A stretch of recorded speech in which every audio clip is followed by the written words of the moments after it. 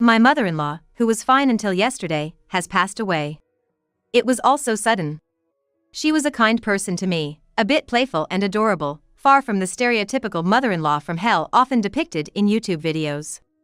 Mom, why did you have to go so suddenly? I mourn her as if she were my own mother. However, despite it being during the funeral, a rough voice could be heard coming from beside me. It's my right to get a share, isn't it? What? You're challenging me, the eldest son? My mother-in-law had 4 sons, including my husband Scott.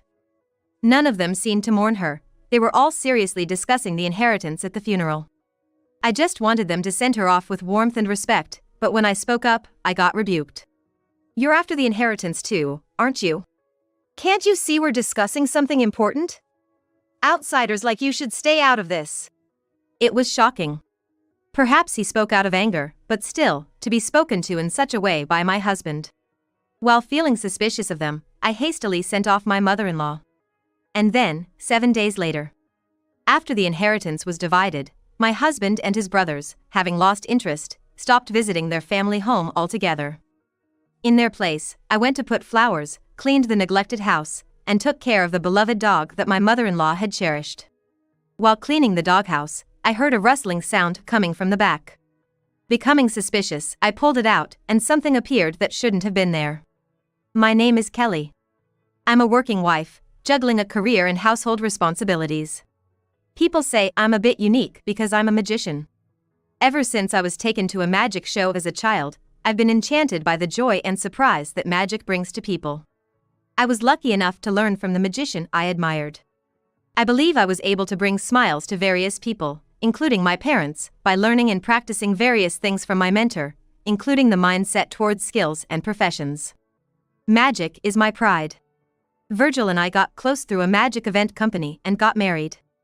At first, my husband used to compliment my magic tricks, saying things like, "You have amazing talent," and "It's your true calling." But gradually, he started making disparaging remarks about my work, saying things like, "It's low paying, and anyone can do it." Despite both of us working, I'm left to handle almost all the household chores. The relationship with my husband started to get a bit rocky. Where had the kind man who delighted in even my simplest magic tricks gone since our honeymoon days? Despite Virgil's demeaning comments about my profession as a magician, his mother, my mother-in-law, always praised my magic, which was a great comfort. I never met my father-in-law, as he passed away from illness a few years ago, but my mother-in-law had been incredibly warm and kind since I first met her for our introduction. She always looked out for me and had kind words to share. She would beam with joy more than anyone else when I performed magic tricks. Since the moment I met her, I've adored her and often visited her home even after getting married. She had a big family, with 4 sons including Virgil and 10 grandchildren. She lived with the eldest son's family. They once welcomed a cute, large breed puppy, but as the dog grew, they started neglecting it, except for my mother-in-law, who took great care of it.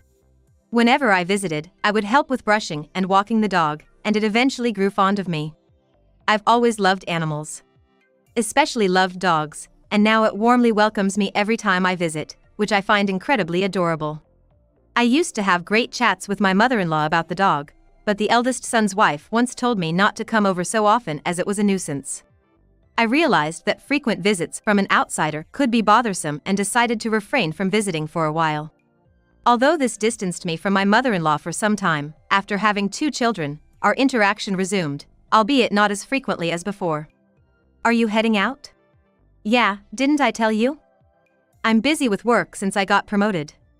Are you going to your mom's place again? Must be nice to be free like that. Okay, have a good day. His sharp tone made me want to argue, but I held back my words. Virgil was often away due to work, and we rarely visited his mother's house together. One day, my mother-in-law invited me over, saying she bought some snacks. Your birthday is coming up soon, isn't it? What would you like this year? I appreciate it every year, but now that I'm turning 60, I don't really crave material things anymore. Wait, you're turning 60? Hey, don't say it so loudly. I mean, I already have lots of grandchildren, so I guess I'm a respectable grandma now, huh? Let's celebrate. I'll organize it. I'm sure everyone will want to make it a big celebration. Oh, really? Do you think so? My mother-in-law was hesitant, but she seemed somewhat bashful about it. After returning home, I immediately called my husband's brothers. But none of them or their wives seemed enthusiastic about it. Even my husband was indifferent. "What's that about?" "I'm busy, you know." "It's just a birthday party, right? You started this, so you handle the preparations," he said coldly, leaving me feeling downhearted. Somehow, though they wouldn't help with the preparations, Virgil's brothers and their families agreed to attend the party. I didn't want to disappoint my mother-in-law, so I put my all into getting everything ready for the big day. "All right, it's perfect." While my mother-in-law, whom I had sent to a nearby cafe with some money, was away, I decorated the house and prepared the feast. As Virgil's brothers and their families arrived, not one of them brought a gift or even thanked me. My husband was no different. I didn't expect thanks for organizing something I took upon myself, but I couldn't shake off the feeling of being unappreciated. Even before my mother-in-law returned, they started to dig into the food and drinks, and I had to stop them just in time. "Oh my, everyone came to celebrate?" She was delighted to see her sons and grandchildren all gathered. She laughed heartily at the new magic trick I performed with the kids. "Thanks to Kelly for organizing today's party," she said with a smile as we washed the dishes together. After the party, when everyone left without helping clean up, and the eldest son's family retreated to their rooms, I felt a bit miffed. But seeing my mother-in-law happy made it all seem worthwhile. "See you later, Kelly." She waved goodbye with a smile as I left late in the night. Little did I know, that would be our last exchange. When I got home, I found a letter in the mailbox. The contents made me feel a bit exasperated that nobody had bothered to send anything for my mother-in-law's birthday. The next day, while my kids were at daycare, I decided to return the containers I had used to bring home leftovers from the party. I felt an odd sense of urgency that morning. No one answered the doorbell.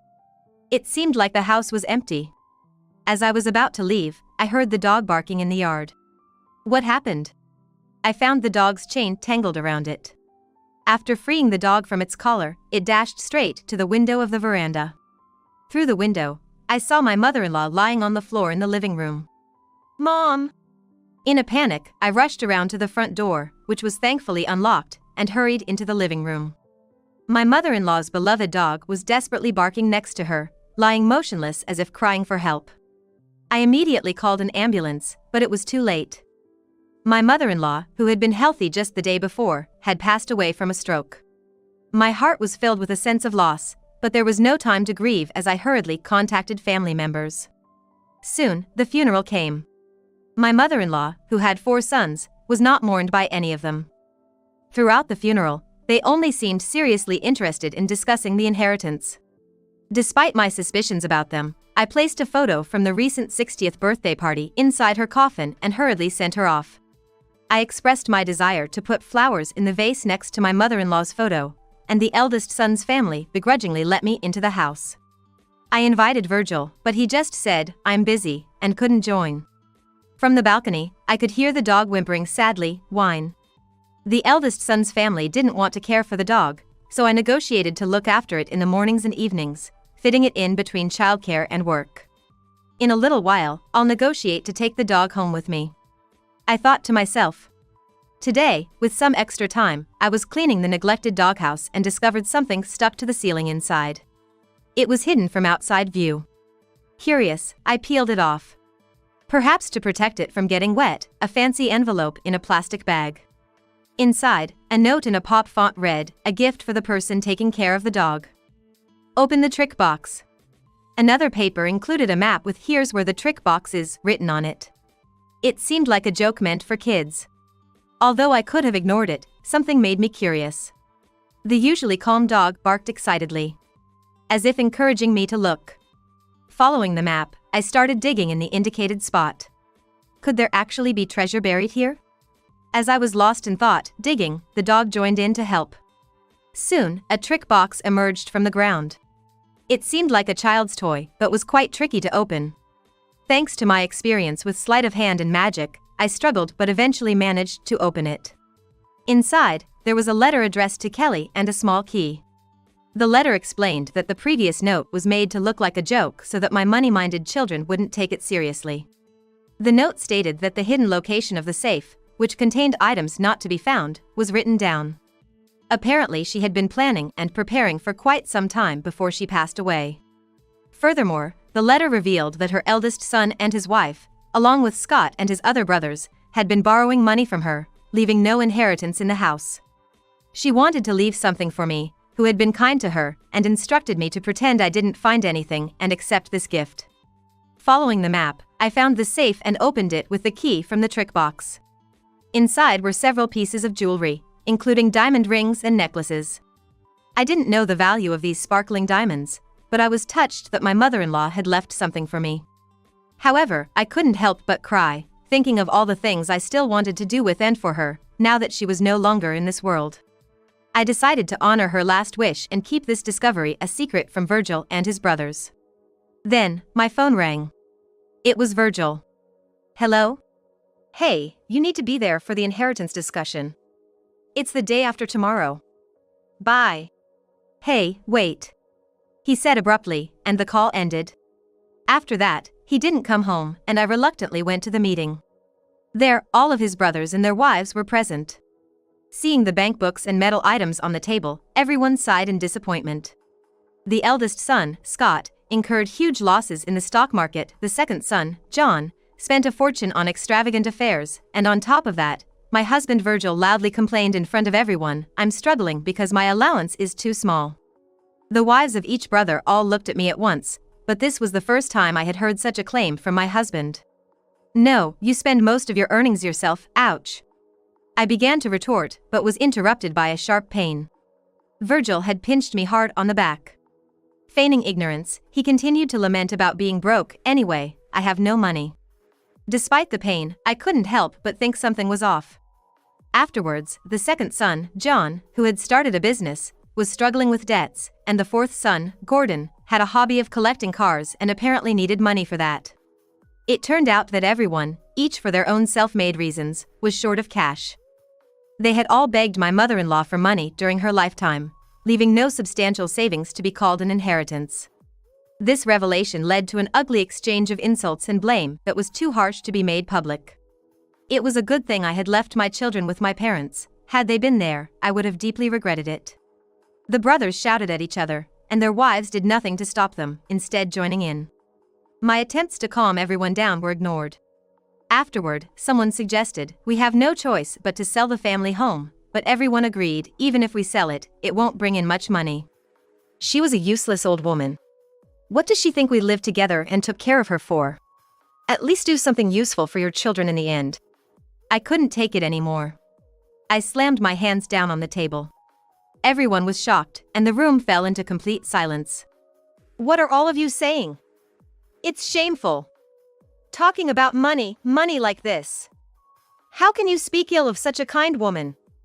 It's terrible. Don't you have any heart?" Everyone was stunned by my outburst, but my husband grabbed my shoulder tightly. "Hey, you're not involved in this. Don't butt in. If you're gonna keep yelling, just go home," he said angrily. But I stood my ground and shook off his grip. "Fine, I will go home. And while I'm at it, I'll leave a divorce paper and leave for good." He looked baffled, not understanding what I was saying. "What? Are you serious? Don't make a scene here. Do I look like I'm lying? I'm serious." My decision to divorce wasn't spontaneous. I had been contemplating it for a while. And recent events solidified my resolve. I looked at my husband with an unwavering resolve. My husband realized I was serious. "Why, what happened? Is it because your beloved mother-in-law is gone?" "It's not just that. We can't settle this here. Let's go home." That day, the meeting ended abruptly, and Scott and I returned home.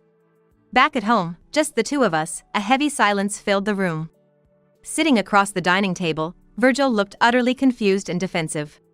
He took out a beer from the fridge for himself, popped the tab open, and began to drink.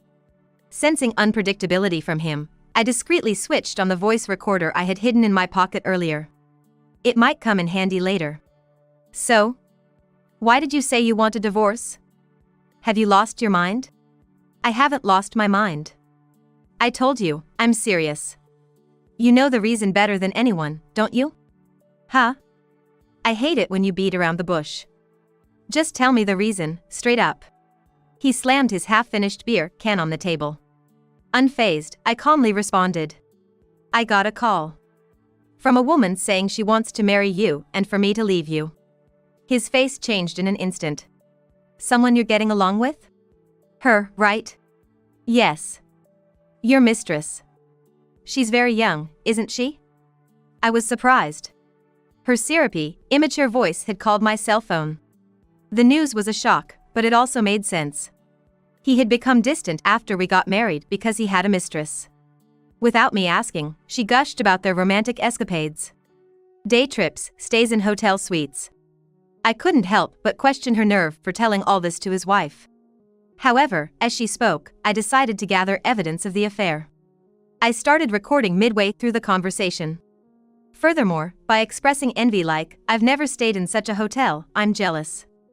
I'd love to see it, and flattering the mistress, who was reveling in her superiority, she surprisingly ended up sending me photos taken with my husband in a suite room. Photos that showed a lot of skin, even going to the extent of mailing them to me. Though I was filled with disgust and anger, I was glad to have solid evidence. She called a few more times, happily telling me how my husband spent most of his weekends at her place, paid her rent, and showered her with expensive gifts. Things he never did for me and our children. So much for his complaints about having too little pocket money. His busy work excuse was mostly a lie. His late returns from work and weekend duties were all excuses to spend time with his mistress. Pretending to be oblivious, I once called his office on a day he claimed to be working overtime. Of course, he wasn't working, and there was no promotion. In fact, he had been absent without leave, causing trouble at work. You neglect your duties, drown in a woman's arms. What are you doing?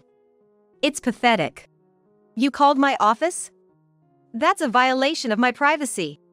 My husband, with his face turning bright red and spitting in anger as he shouted, was quite an unsightly sight. Don't be ridiculous. If necessary, I'll have your office testify. You could even be sued by them for your unauthorized absences. What? And with no raise, how can you afford to pay your mistress's rent and lavish her with brand gifts? Did you use the money you begged from your mother for your affair?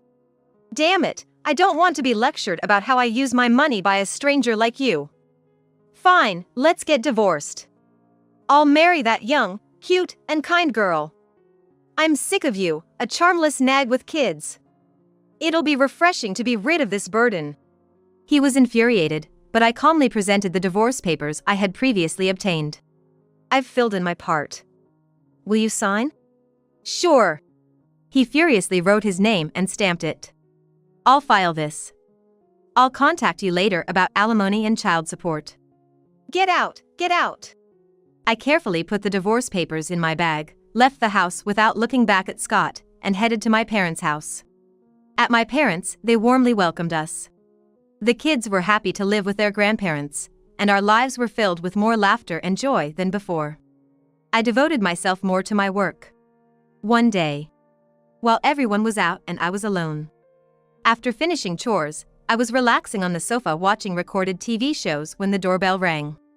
Without checking properly, I casually opened the door, hi, and it was Virgil. I realized my carelessness too late, the damage was already done. I saw his menacing face as he blocked the door with his foot. It's been a while, he said, looking down at me. What do you want? Receipts for jewelry purchases made by Mom surfaced. What? The jewelry found at the family home was all fake or cheap. I think you might have the real stuff. Huh? I haven't received any expensive jewelry like that. Really? Maybe you sweet-talked my mom into buying them for you. I would never do that. I'm not like your mistress or your brothers. Really? Then show me around the house. What? I told you I don't have it. Hey, wait a minute. Ignoring my protest, he barged into the house. Stop. I rushed to stop him, but he pushed past me and started rummaging through drawers and shelves. He must have been looking for the jewelry my mother-in-law left after her death, hidden in the trick box. Oh, this must be it. He found an ornate jewelry box and his eyes sparkled with greed. That is. As he opened the box, boink. Whoa. From inside, a realistic toy snake sprang out forcefully. It was something I made for a magic trick. It was too realistic and unpopular among audiences, so it was never used. Scott recoiled in surprise at the toy snake, and I had to suppress a laugh at his foolish appearance. What the hell is this, Kelly? Are you making fun of me? Of course not. You're the one who opened it. Damn it, you're playing games with me. The item Scott was searching for was now safely stored inside the trick box in the safe. He continued his search. And eventually found the trick box. What's this, a toy? However, he quickly lost interest and started looking elsewhere. I breathed a sigh of relief that he didn't find it. Where is it? He yelled in frustration. Just then, a stern voice cut through the tension. What are you doing here? It was my father. Surveying the chaos in the house, my father, who practiced martial arts and was quite intimidating, angrily said, "What's with this mess? This is breaking and entering." Virgil, who had always been intimidated by my father, hastily stammered an apology and fled like a flash of light. Sorry. After explaining the situation and apologizing to my father, he was more concerned about my well-being, asking, "Are you okay? Did he do anything to you?" Later, when my mother returned, the three of us cleaned up the room and went to pick up the kids. I later heard from my lawyer about Virgil and his family's current situation. The brothers had searched everywhere for the expensive jewelry they believed my mother-in-law had bought, but of course, found nothing. He still suspected I had it and even mentioned it to the lawyer during a visit, but the lawyer firmly stated it wasn't with her, and Scott seemed to finally accept it. He had lied a pay raise, and spent most of his time at his mistress's place. His work attitude worsened, his performance dropped, leading to a demotion. Frustrated, he quit his job amid a recession. Unable to afford his mistress's rent and gifts, he became completely dependent on her, and she eventually grew tired of him. The end of the money marked the end of their relationship.